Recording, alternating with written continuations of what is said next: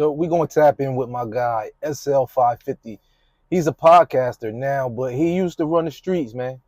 I know him personally. It's crazy. I didn't know he was into so much bullshit. But here's his perspective on like how to come up and why people can't come up. Just good information, bro. You know, I felt like that was giving you the play.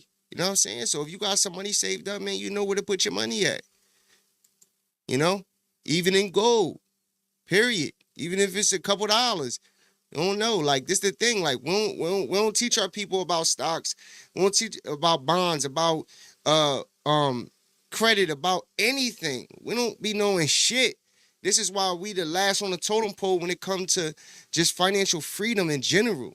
But we want to talk about how the white man got steps ahead of us and all of that, man. But guess what, bro? It's black motherfuckers out here winning too. You know why? Because they don't give a fuck about Young Thug being a rat. They don't care about Gunna being a rat. They don't give a fuck about none of that shit. They don't care about none of that. You know, my guy, damn, can't think of his fucking name off top, man. But he be doing the trading too. And he was in the army and he was cutting hair and he was talking about how, basically he was in the army, he was cutting hair and he was taking his cutting hair money and putting it in the trading and you know what I'm saying, giving niggas the game. You know what I'm saying? He's somebody I follow too. Cause look, man, it's money to be made out here, people. Fuck what motherfuckers is talking about. You know what I'm saying? It is a little bit of entertainment here and there, but man, fuck that, man.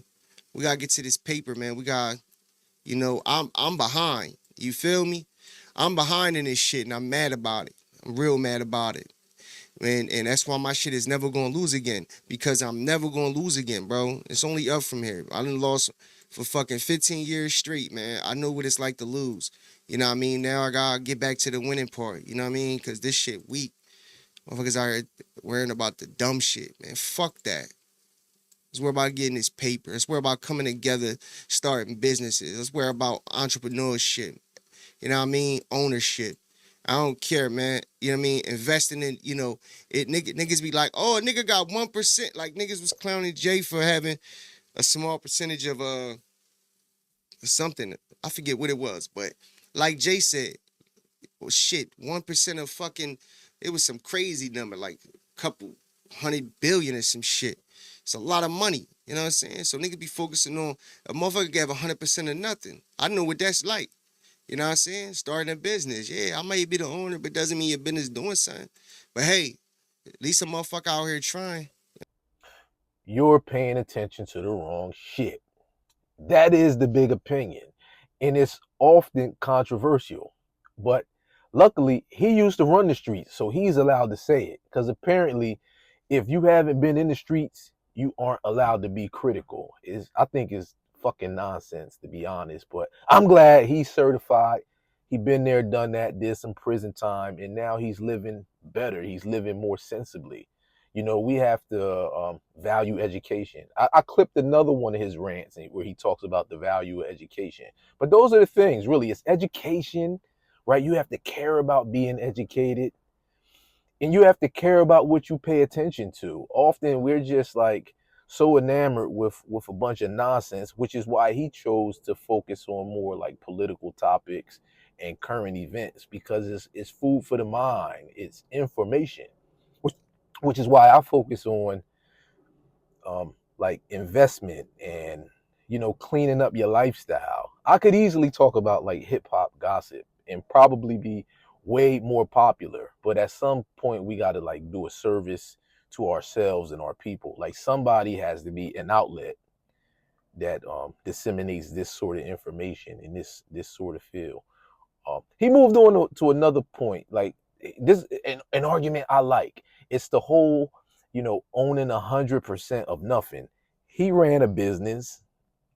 I have businesses that I've tried to run, and you can own 100% of that business, and it might not do anything. So, how do we laugh at a man like Jay Z? Jay Z is often the butt of jokes and the object of criticism. I don't know why. To me, just looking from the outside, he hasn't done anything that I think is you know worthy of the criticism he gets. I don't know personally how he moves, but to me he just looks like a grown man who's who's trying to be involved in various businesses. They laughed at him because he owned a small percentage of, I think it was a pro basketball team. I think that's what you were thinking of. But people will laugh at anything. Like, how do you laugh at somebody or criticize somebody for not owning an entire team? You want to say, where's your team? But he's doing something. He's doing a lot. They even laughed at him because the casino deal didn't go through, and they tried to make it a Jay-Z versus Nas thing. That shit is cute and fun sometimes, but like, enough is enough. You got two grown men who have been in the public eye for like 30 years, and they are both doing well. And I'm gonna say it like that in a vague way because I don't know personally what they take home from these deals. I don't know what their lives are like, but optically, what do we have? Like, let's judge it. If we're gonna be judgmental, let's judge by what we know. These are two men who have been exceptionally successful in their original fields, which were music. And now they're into business, and it looks like they've had some really successful transactions. What criticism could I have of either one of those guys? None. You know what I mean? My mouth is shut. I mean, we can criticize bad business. We could criticize poor morals. You know, I mean, we are allowed to criticize, but you know, sometimes you got to sober up. And it's like, what really am I laughing at? It's a grown man who gets up. He's in a room. People talk about being in the room, being in these rooms. If you, it don't matter. Even if you're just a figurehead, if you are part of a group of people who are trying to build a casino or expand a casino, like, there's no shame in being turned down. There's no shame in going to try to get a round of investment money. Like, people, like, what are we laughing at? Anyway, that's SL550. He has really matured. I'm gonna clip him up a few more times. Go subscribe to his channel for political news and current events. Yeah.